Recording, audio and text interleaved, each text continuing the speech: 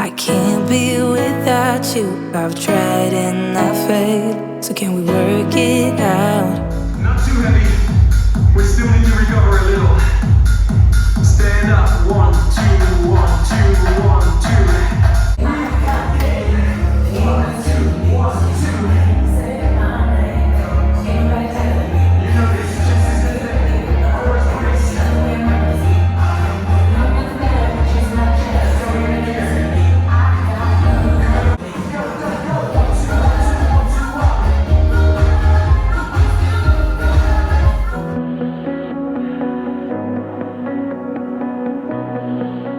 Today I haven't really done much. I felt after the gym just quite burnt out and tired, and I decided to take part of the day off to relax. So I went to the gym this morning, as you saw before, did some exercise, I went for a nice walk, met up with a friend for coffee, which was really lovely. I did some questions before, and I just need days like that sometimes where I just don't have my head in the books all day. I see it like a pit stop, you know, pit stop, just have a day where I can recharge and then go again. But if I try to do that 7 days a week, it's difficult, and I think everybody should just take a day off from time to time. However, that being said, just thinking in the last half an hour, I'm gonna need to step up my studying from tomorrow. And rather than getting up at 5 or 6, I'm going to start getting up again at 4, simply because I need to fit in about 6 hours of studying a day, and I'm on placement pretty much 5 days a week. So yeah, I just feel like now is the time. I've got 5 weeks. Now is the time to kind of, you know, step it up a notch. So that's what I'm going to be doing. So I'll show you what that looks like. I'm going to take you with me tomorrow. Tomorrow's Monday. I only have CBL in the afternoon. I'm not going to be on placement tomorrow, but Tuesday I'm in at 8 to do a ward round on geriatrics, and then I've got to do 2 or 3 clerkings as well. Wednesday I have a full day at GP, which is like an hour drive there, an hour drive back as well. Thursday back on the wards, geriatrics, and then Friday on the wards as well. So yeah, it's pretty full on. I have revision sessions to attend in the evening on Tuesday and Thursday. So 5 o'clock Tuesday, 5 until 7 on Thursday. And then we have teaching as well. So CBL on Monday and Friday. When I was making a list earlier of all of the topics that I still need to revise, I have to go through the whole of obs and gynae, the whole of pediatrics, psych, dermatology, the different types of cancer. I still need to review gastro again because I'm still not where I want to be. I have cardiothoracic surgery, vascular. So I have quite a lot, and I still need to keep doing questions for the topics that I've reviewed already. And I've got my Anki flashcards to do every day, which takes me about an hour to an hour and a half. The good thing is though, we do get a week off before the exams start. And then we get another week off after our written exams. But I don't want to get to the stage a week before where I've still got loads to cover. A week before the exam, I want to be ready.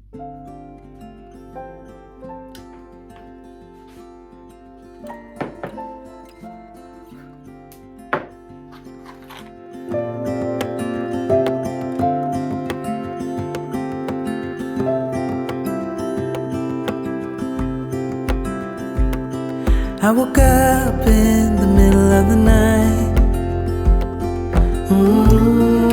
Na, na, na. And I wondered how you're always right. It gets me. I couldn't see what you saw in me. Ooh, na, na, na. But you showed me how to believe.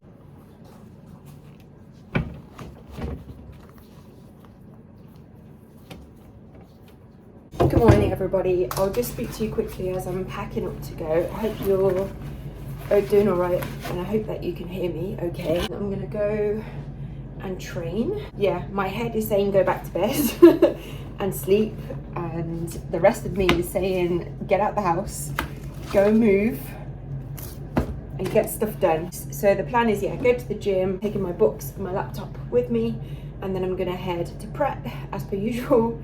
If you're new, you'll see a lot of prep on this channel simply because I feel like I get a lot more work done if I'm out of the house, because there are many distractions in this flat, such as Clara and my cat and Netflix and my bed and lots of snacks. So yeah, if I get out and about, I just feel like I can be very, very productive for 3-4 hours without really taking any breaks, whereas in the flat I do get distracted. That's just the honest truth.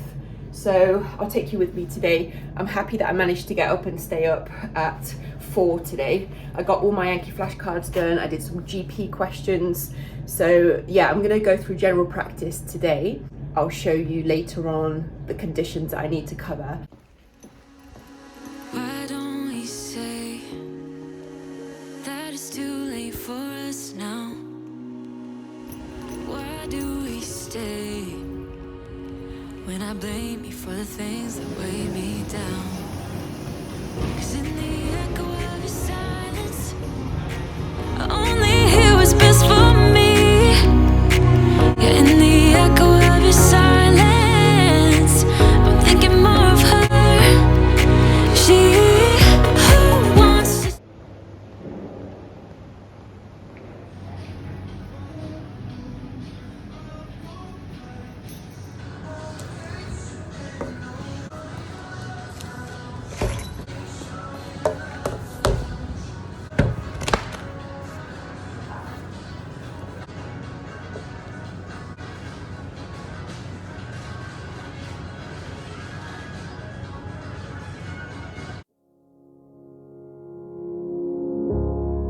Try to figure out who I am. Not sure what I'm doing here. Days don't work out the way I thought they would. And for you there was no one who understood. Never found somewhere I fit in. I don't.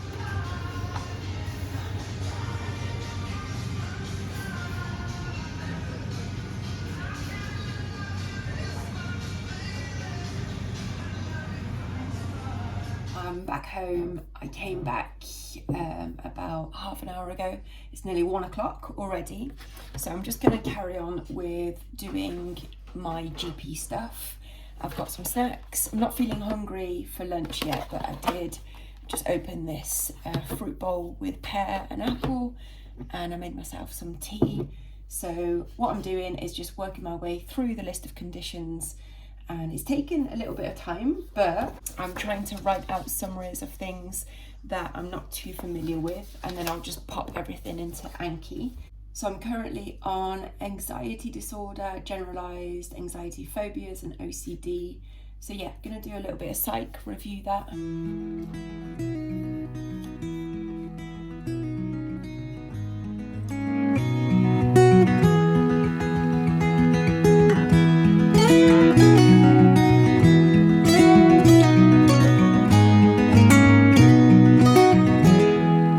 I'll be coming home,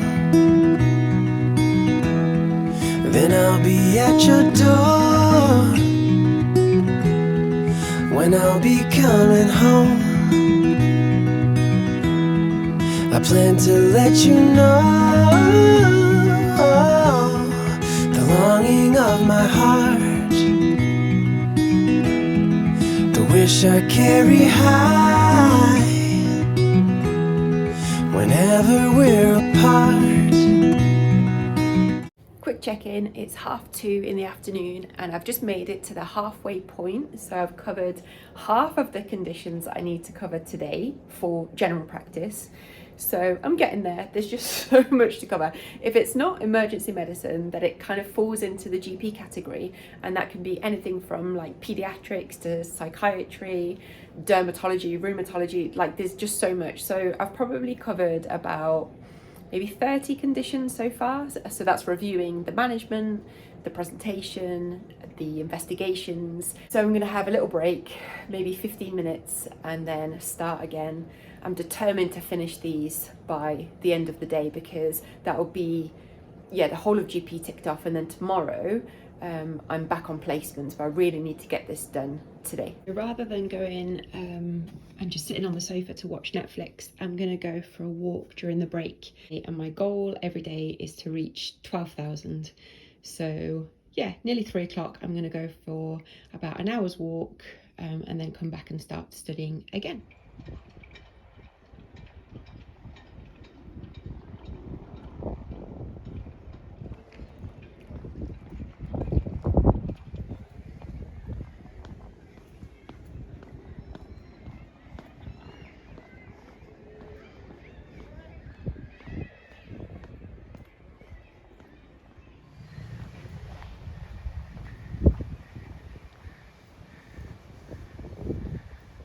I've been having a few conversations over the last few weeks with people about inequality, especially inequality in medicine. And it's something that I'm really passionate about. I'm hoping that once I sit finals, then I can start thinking about how can I help those who really want to do something. It doesn't have to be medicine necessarily, but who perhaps just haven't had the best start to life, or who haven't had supportive parents. So I'm hoping to maybe go and speak in some schools. I just wanted to just remind you that you are worthy, and I've said this so many times on the channel, but you're so worthy of following a goal that you have. And again, it doesn't have to be medicine, but whatever that is for you. And just because you had perhaps, a really crappy upbringing, use that as fuel. Don't play the victim and say this because of. No, have a really good think about the person that you are now, or the person that you are going to become because of the obstacles and the challenges that you've had in your earlier life or in your current life. And I really do believe, as hard as those challenges are to us, they mold us into more resilient and more empathetic and compassionate human beings. So it's really easy, and I was in that kind of mindset for many years, especially in my 20s, where I would say, well, my life is going to be not as good as everybody else because of my upbringing, and I'm never going to be able to do anything because of my upbringing, and I'm the way I am because of my mum. And I just used to play the victim, and it didn't really get me anywhere. I used to just go into jobs that weren't fulfilling and then blame it on my past, go into relationships that were not making me happy, and then I'd blame it on my mum. And it's only when I got into my 30s that I took responsibility, and I really started to understand that if I wanted a different life, then I would have to change. And I wasn't ready to hear that for many, many years, and I would always put the blame, apologies for the noise, I would just always put the blame on my upbringing and on my childhood. And it wasn't until the day that I took full responsibility for what I was doing and how I was thinking about the world and myself that my life started to change, because I took definitive action. And I said, I'm not going to allow my upbringing and my mum to dictate what my life is going to look like. And I'm not going to let her dictate how I feel about myself, and I'm going to change all of that. So I wanted just to come on and remind every single one of you that is watching, regardless of where you are in the world and what obstacles you've gone through or you're going through, and perhaps how low right now your self-esteem is, your levels of confidence. You can change that. You really can. Just decide what it is you want. That's the absolute first step. Don't worry about how you're going to get there. Just decide, what do you want? What do you want your life to look like? And then work backwards. Okay, what do I need to do today to take that first step? And it could be enrolling at a college and going to do a GCSE. Don't think too far ahead. Just think about right now, what do I need to do? So I'm going to challenge you to go and do that right now. don't think about it. Don't think about it with your logical mind and say, but I can't because I've got no money, or I can't because, you know, I don't have support, or people are telling me that I can't, or I've got kids. Don't let anything get in the way, especially those thoughts, because your thoughts, especially the negative ones, are not true. They're just there to keep you safe. Remember that. It's like a defensive mechanism or a safety mechanism.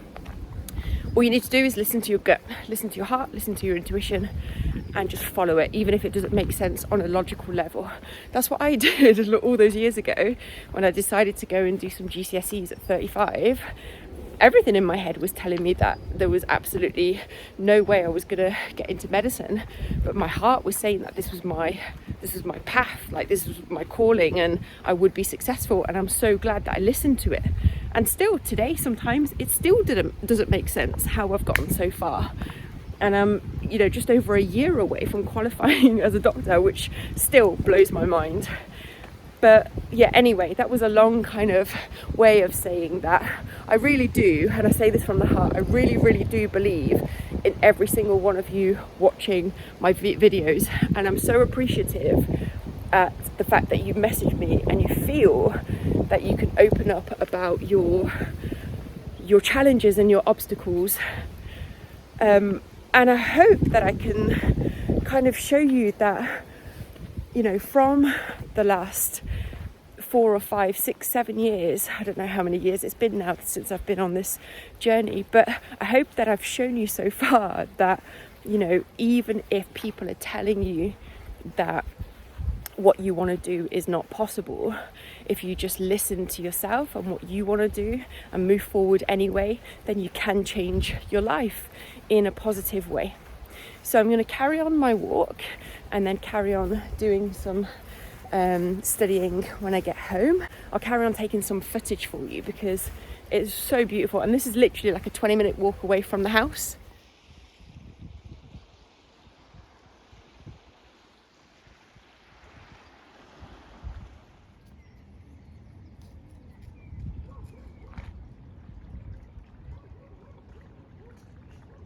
I wanted to just say, for those who are perhaps joining for the first time, that when I talk about my upbringing and why it's so easy for me to relate to anybody out there who has a lot of obstacles, is not only am I non-traditional because I'm a lot older than most medical students in the UK, so I'm probably 20 years older than most students. I grew up in France in children's homes, so without my mum and dad, for 4 years, from the age of 14 until I was 18, and I probably stayed in around 12 to 15 different children's homes in those 4 years. I grew up in a very, very dysfunctional family growing up. Again, I always say this, through no fault of their own.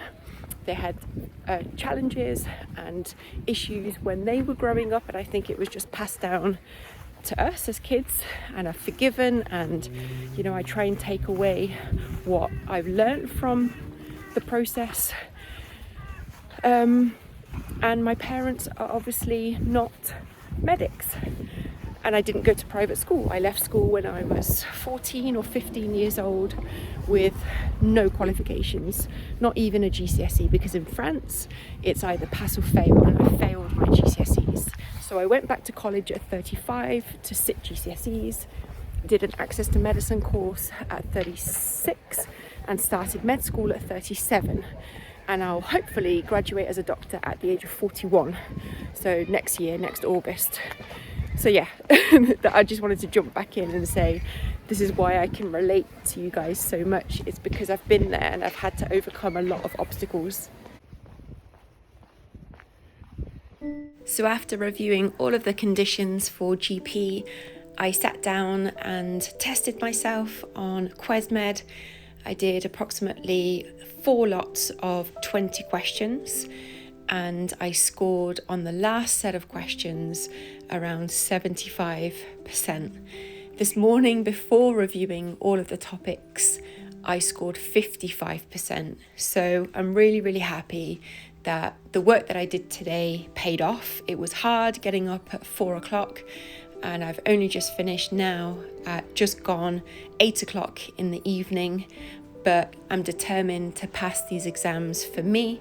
But again, just to show you that it doesn't matter where you come from, as long as you do things with passion and determination and love in your heart, you can really achieve anything. And I would encourage you to do the same. So thank you very much for just coming along on this journey with me. I appreciate your support as well. And stay tuned. I'll post another vlog as soon as I can. Take care, and I will see you very, very soon. Bye for now.